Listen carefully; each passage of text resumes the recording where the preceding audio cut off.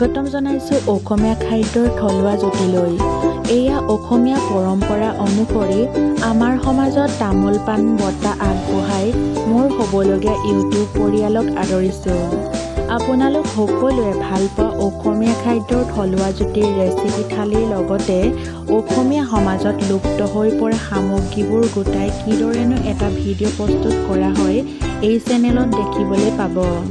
ভৱিষ্যতে ধুনীয়া ধুনীয়া অসমীয়া খাদ্যৰ থলুৱা জুতিৰ ভিডিঅ' পাবলৈ মোৰ চেনেলটো ছাবস্ক্ৰাইব কৰি ৰাখিব আৰু লগতে লাইক, কমেণ্ট আৰু শ্বেয়াৰ কৰিব।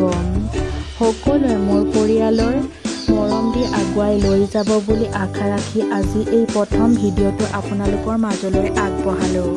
ধন্যবাদ।